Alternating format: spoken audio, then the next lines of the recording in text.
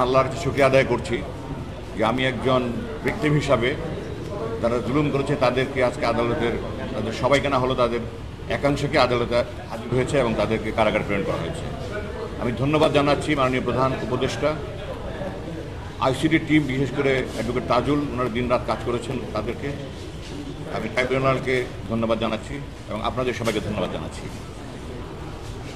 আমি দুটা কথা বলতে চাই। প্রথম কথা হলো যে আমি এই মামলা প্রতিহিংসার জন্য করিনি। আমি প্রতিহিংসা পরায়ণ নয়, আমি জিজ্ঞাসা পরায়ণ নয়, আমার কোনো হিংসা নেই।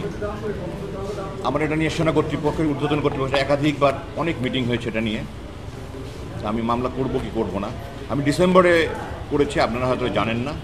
জানুয়ারিতে কিন্তু এই 5 জন ডিজির বিরুদ্ধে ওয়ারেন্ট বের হয়েছিল এবং তাদেরকে তখন গ্রেফতারের চেষ্টা করা হয়েছে। তারা তখন থেকে পলাতক। এই ওয়ারেন্ট কিন্তু প্রথম ওয়ারেন্ট নয়, এটা তাদের বিরুদ্ধে দ্বিতীয় ওয়ারেন্ট।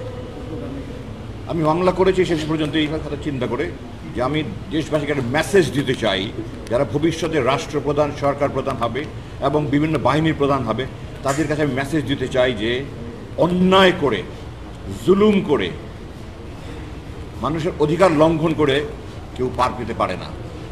সকল অপরাধীকে বিচার পেতে হবে। বাট আমি এই জিনিসটা দৃঢ়ভাবে বলতে চাই, তাদের উপর কোনো জুলুম হোক, অবিচার হোক, এটা আমি চাই না। আমি চাই তারা সুবিচার পাক, তারা যা বক্তব্য বলার সেটা বলার সুযোগ পাক এবং মাননীয় আদালত তাদের সমস্ত বক্তব্য শুনে যেন তাদের সুবিচার করেন, সেটাই আমি চাইবো। আমি চাই না তাদের অবিচার হোক। যে যতটুকু করেছে তার যতটুকু পাওনা সেই জন্য পেয়ে যায়, বাকি আখিরাতের কথা পরে থাকবে। আমার দ্বিতীয় মেসেজ হলো, যেটা আমার আগে বলে গেছেন, আমি আজকে সকালেও স্ট্যাটাস দিয়েছি, এই জন্য আমি হাজার হাজার মানুষের কাছে গালি খাচ্ছি ফেসবুকে। আমি সেনাবাহিনীকে কেন ডিফেন্ড করতে চাই। এই যে 25 জন অপরাধীর বিরুদ্ধে ওয়ারেন্ট ইস্যু হয়েছে, এরা একজনও কিন্তু সেনাবাহিনীর অভ্যন্তরে থেকে কোনো অপরাধ করার কারণে ওয়ারেন্ট বের হয়নি। তারা সেনাবাহিনীর বাইরে এসে, সেনাপ্রধানের নিয়ন্ত্রণের বাইরে এসে তারা এগুলি করেছে। এবং এই সংখ্যাটা কিন্তু সেনাবাহিনীর 1000 ভাগের 1 ভাগও নয়। একটা প্রতিষ্ঠানের 999 জন ভালো আর একজন খারাপ, তার জন্য পুরো বাহিনীকে বদনাম রটানোর, কুৎসা রটানোর কিন্তু কোনো দেশপ্রেমিকের কাজ নয়।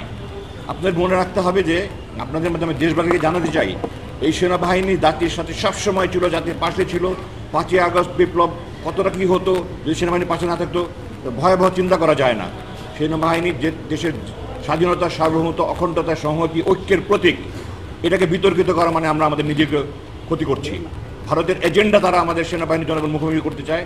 আমরা যদি নিজেরা, এই দেশের জনগণ যদি সেনাবাহিনীর মুখোমুখি হয়, এই অসাধু, এই দুর্নীতিপরায়ণ কিছু অফিসারের জন্য দেশের ক্ষতি হবে, আমার আপনার ক্ষতি হবে। আপনারা দয়া করে সেনাবাহিনীকে গালি দিবেন না, সমস্ত অপরাধীকে গালি দেন। আমি দিচ্ছি, আমি মামলা করেছি। আমি সেনা কর্তৃপক্ষকে ধন্যবাদ জানাতে চাই যে তারা এই আইনি প্রক্রিয়া যেন সহজভাবে, সুন্দরভাবে চলতে পারে, এই জন্য সহায়তা করছে। জেনারেল ওয়াকার সহ সেনা কর্তৃপক্ষ যারা সংশ্লিষ্ট আছে সবাইকে ধন্যবাদ জানাতে।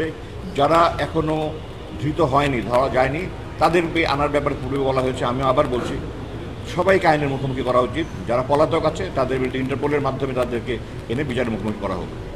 আমি চাই দেশবাসী যেন ভবিষ্যতে আর কোনো স্বৈরাচার না দেখে, দেশবাসী যেন আর ভবিষ্যতে কোনো খুনি জেনারেল জিয়া, খুনি জেনারেল মুজিব না দেখে। আমরা যেন সবাই এক স্বাধীনতা, সার্বভৌমত্ব, অখণ্ডতা রক্ষার জন্য একসাথে থাকতে পারি এবং সুখী, শান্তিপূর্ণ, সমৃদ্ধভাবে বাংলাদেশ গড়ে তুলতে পারি। এই কামনা করে আমি শেষ করছি। আপনাদের সবাইকে ধন্যবাদ। আসসালামু আলাইকুম।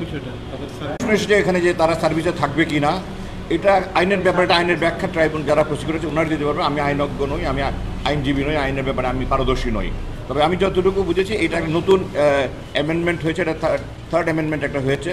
এই অ্যামেন্ডমেন্ট এটা করা হয়েছে। এটা কেন করা হয়েছে, কার জন্য করা হয়েছে আমি জানি না। তবে আমি এতটুকু জানি যে বেসামরিক প্রশাসনে যারা আছে বা পুলিশ যারা আছে, তাদের বিরুদ্ধে অভিযোগ আনা হলেই কিন্তু তারা চাকরিচ্যুত হয়ে যায়। তো আইন যদি একটা দেশে থাকে তাহলে এটা শুধু বেসামরিকের জন্য, সামরিকের জন্য আলাদা হতে পারে না, একই ধরনের অপরাধের জন্য। তো এটা করা হয়েছে কী উদ্দেশ্যে আমি জানি না। এটাতে এখন তারা আইনের ব্যাখ্যা, যারা আইনজীবী আছেন ওনারা দিতে পারে।